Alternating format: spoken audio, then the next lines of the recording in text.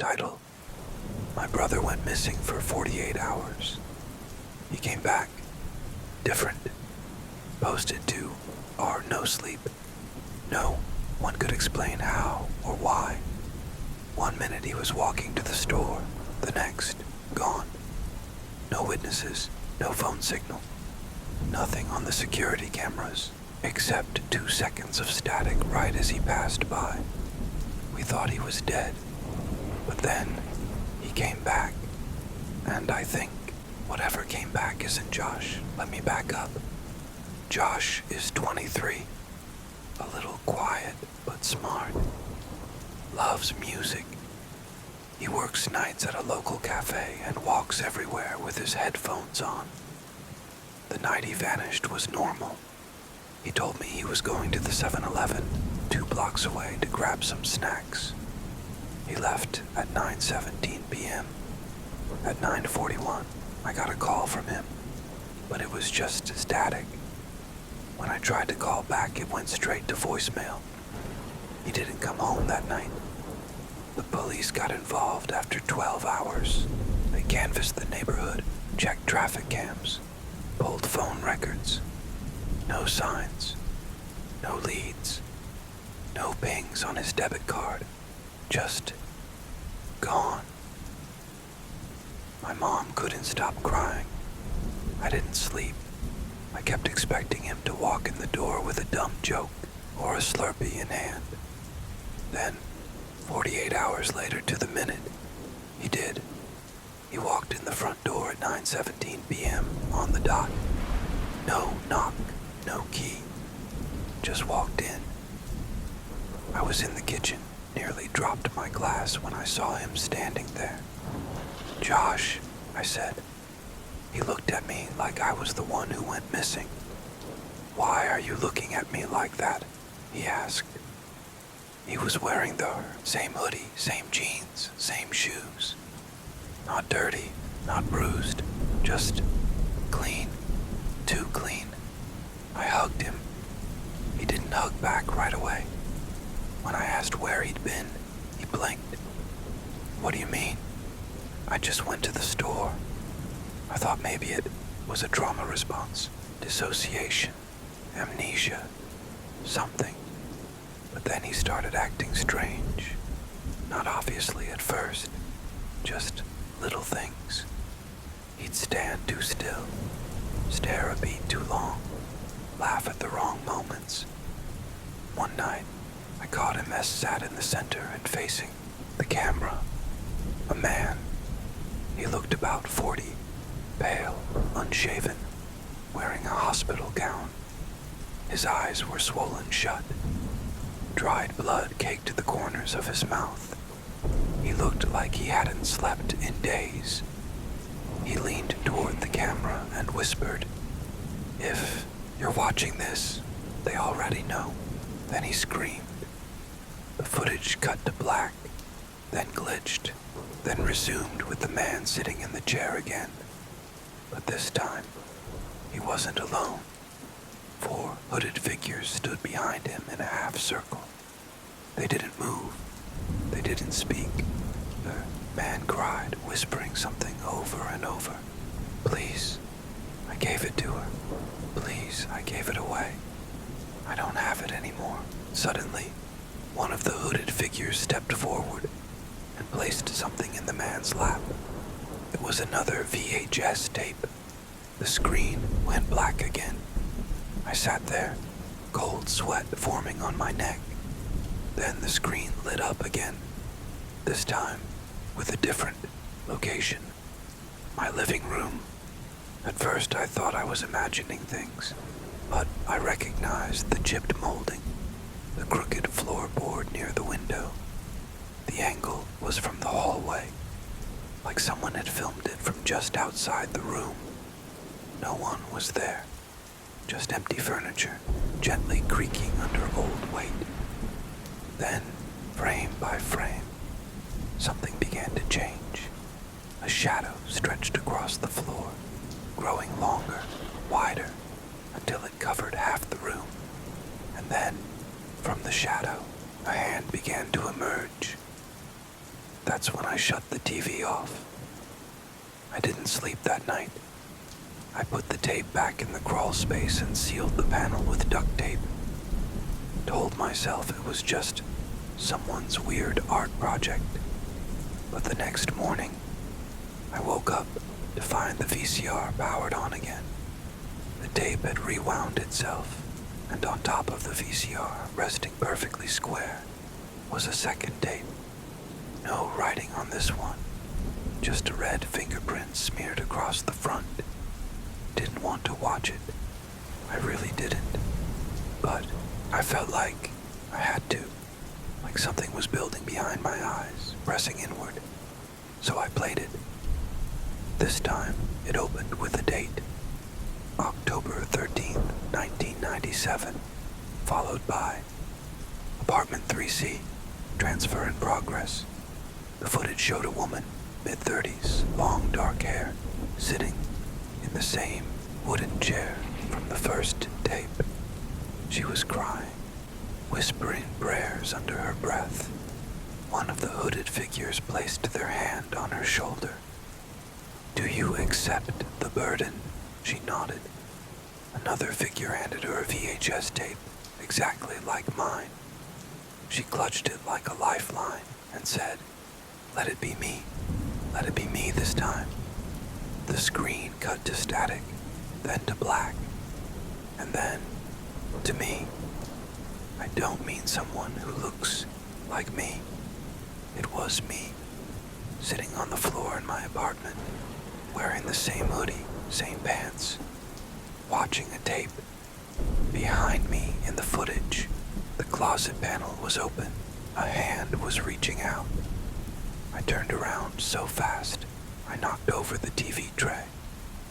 Nothing there. But when I looked back at the screen, the figure in the footage was gone. Just an empty living room. I haven't left the apartment since. Every time I try, the elevator won't come, or the door won't open, or I feel violently sick the second I touch the knob. It's like the place wants me to stay. I've been rationing food. Lights flicker constantly. I stopped looking in mirrors because things in them move a second too slow. The other night I heard scraping from inside the walls. And last night, the TV turned on by itself again. This tape didn't show a basement or my apartment.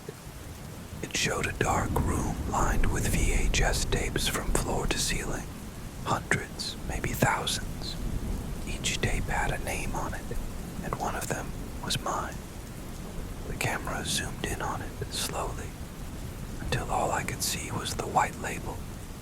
Even marks. Received. That's my name. The footage continued. A hand reached out, pulled the tape from the shelf, and inserted it into a player. The screen glitched.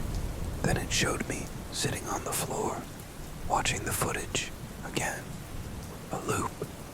But this time, I could see the closet door slowly opening behind me. This morning, a fourth tape appeared. It was already in the VCR, waiting. I turned it on. It showed an overhead shot of me sleeping. At first, I thought it was a camera glitch, but then I saw the timestamp. It was recorded last night, and something was standing at the foot of my bed. I don't know what it is yet, but I'm afraid to watch the next tape. Afraid of what I'll see. Afraid it'll show me something I haven't done yet, because I think the tapes are recording my future and playing it back until I fulfill it. Right now, the fifth tape is sitting on my kitchen table. No label, just a single word carved into the plastic. Transfer. I think I know what that means now. Every person on the tapes, they weren't victims, they were hosts. And when they couldn't take it anymore, they passed it on. Left the tape somewhere for someone else to find. It's how the entity spreads. Through curiosity, through people like me. So now I'm writing this to warn you. Because after I post this, I'm going to leave the fifth tape somewhere. Maybe in a thrift shop, a donation bin, a public library, someplace dark and forgotten, where someone else will find it, because I can't take it anymore. The shadow is in the walls now. It's learning my voice. It's trying to wear my skin. And I think if I don't pass it on soon, I'll be the next one in the chair. If you ever find a VHS tape with no label, don't play it, burn it, bury it, run. And if it says transfer on it, it's already too late. I backed away, heart racing. That's when a voice spoke right behind me. You dropped this. I turned. It was the little girl again. But she wasn't alone now. 4 more people stood behind her, silent, unmoving, dressed like mannequins from different eras. A 1950s paperboy, woman in a 1920s flapper dress, a man in a stovepipe hat, an old woman in mourning black. Each one was holding something that belonged to me. My keys, my wallet, my work badge, my hoodie, even the little stuffed keychain from my car mirror. You left these behind, the girl said. I didn't remember dropping any of it. And then she held out her hand. In her palm was a small brass key. You can come inside just for a little. I turned and ran. No directions, no logic. I just sprinted, block after block, until I collapsed in front of a hedge that hadn't been there before. And through it, I saw the main road. Cars, street lights, a convenience store. Home. I clawed through the hedge and fell onto the pavement.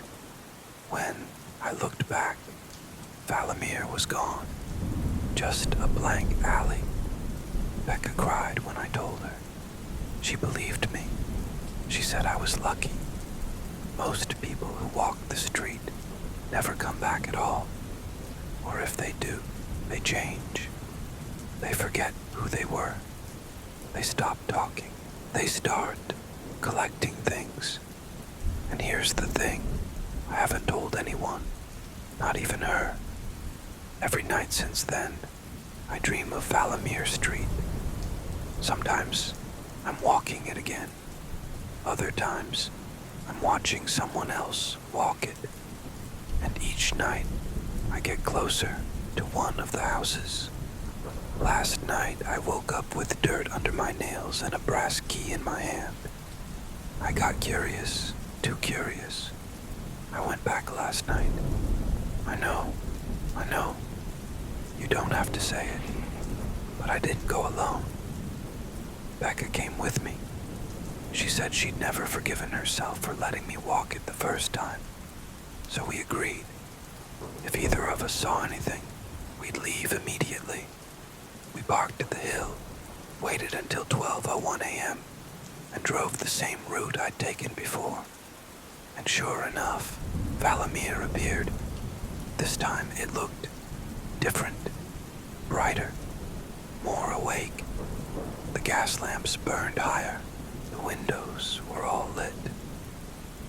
We didn't get out of the car, but as we turned to leave, the street behind us changed again.